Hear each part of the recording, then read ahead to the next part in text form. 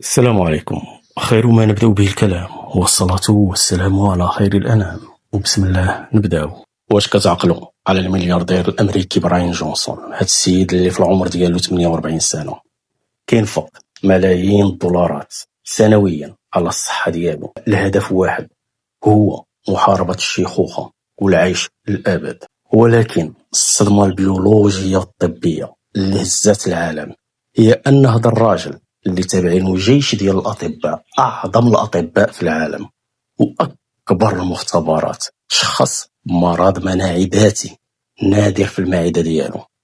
خرج علنا وقال: معدتي تأكل نفسها. هذا الحدث غنضربوا به اليوم عصفورين بحجر واحد، غنبنيو به وهم طب تجاري، وغنهدموا به السيرك ديال المكملات الغذائية والأطباء اللي تيقولوا ليك شرب الفيتامينات باش ترجع صحتك. ركز معايا مزيان وحل ودنيكم ويلا نشوفوا المصادر والأبحاث شنو تتقول. وبين قوسين بغيت نقول لكم، كاينين ناس تيقول لك بأنك تجيب المعلومات من شات جي بي تي. غنجاوبكم يا عزيزي، اللي تيعتمد على المعلومات من شات جي بي تي بالنسبة ليا تنعتبره مبتدئ وما تيفهم والو في البحث، لأن شات جي بي تي تيعطيك اللي باغي انت ماشي اللي باغي تعرف. ونكملوا الموضوع.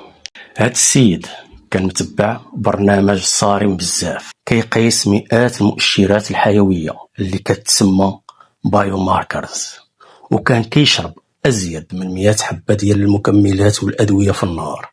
شنو كانت النتيجة؟ أصيب بمرض سميتو أوتو إميون غاسترايتيس، يعني التهاب المعدة المناعي الذاتي. بلغة العلم الجهاز المناعي ديالو ولا كيهاجم خلايا بطانة المعدة.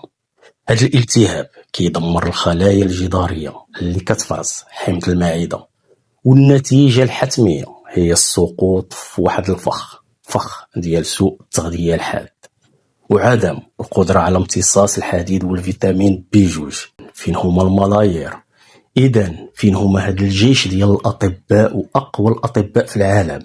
ما قدروش يحميو جدار المعدة ديالو من الانهيار، حيت ردوا الجسد ديالو مختبر كيميائي عشوائي وتجاهلوا البيولوجيا الحقيقية للأمعاء. وهنا كنجيو للفخ اللي طايحين فيه بزاف د الناس في وسائل التواصل، اللي تيبيعوا ليكم المكملات الغذائية واللي تيكتبوه ليكم في الأدوية، والناس متبعين تيقول لك أنا عندي نقص الفيتامينات. بغيت نهضر على هذا الموضوع لأن هذا الموضوع حتى هو داخل فاتش.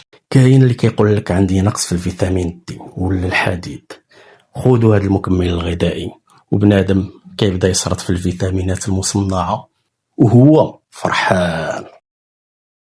أجي للعلم الحقيقي اللي كيسكتوا عليه وما باغينكمش تعرفوه. أولا، عزل الفيتامينات. المكملات اللي في الصيدليات كتسمى سينثيتيك ايسولايتيس، يعني مركبات كيميائية معزولة. ثانيا، غياب المصفوفة الغذائية، وهذه هي الأهم. هذه الفيتامينات المصنعة كتفقد الواحد الحاجة سميتها فود ماتريكس، وهي المصفوفة الطبيعية اللي خلقها الله مع الفيتامين في الأكل الطبيعي باش الجسم يعرفو ويمتصو. ملي كتشرب حبة فيتامين معزول، الجسم ديالك ما كيتعرفش عليها كأكل، بل كيتعرف عليها كمادة غريبة تتسمى زينوبايوتيك. هاد الجزيئيات المعزولة كتمشي نيشان تدير إجهاد عالي وعصارة سامة في الكبدة والكلاوي. براين جونسون كان كيشرب 100 حبة من هاد المواد المعزولة، فكانت النتيجة أن الجهاز المناعي ديالو صار ضد هاد التسمم الكيميائي اليومي، والمعدة ديالو بدات كتاكل راسها. المكملات المصنعة هي تجارة بالملايير وليست صحة. هاد الصدمة كترجعنا لكلام الله سبحانه وتعالى في سورة الأنبياء ملي حسم قضية الخلود وقال: وما جعلنا لبشر من قبلك الخلد أفإن مت فهم الخالدون.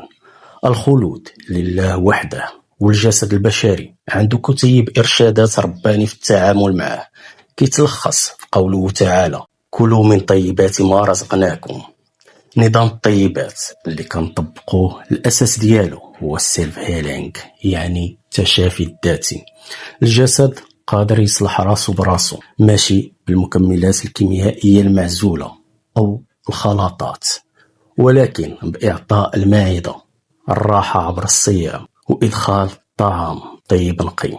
الفيتامينات والمعادن كناخدوهم من الكبدة، من اللحم، من الشحمة، من الزرع ومن الفواكه ومن المواد النقية اللي خلقها الله كاملة مكمولة، ماشي من معامل الكيمياء اللي كتهيج المناعة وتخليها تهاجم الذات.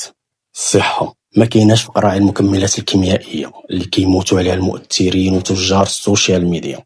قصة برايان جونسون هي أكبر صفحة علمية لكل واحد كيسحب ليه باللي المكملات هي الحل المطلق. قطعوا طريق على تجار الأوهام ورجعوا للمأكولات ديالكم الطبيعية، وفي الأخير غنقول لكم القرار ليك وصحتك بين يديك. نشوفكم في فيديو جديد.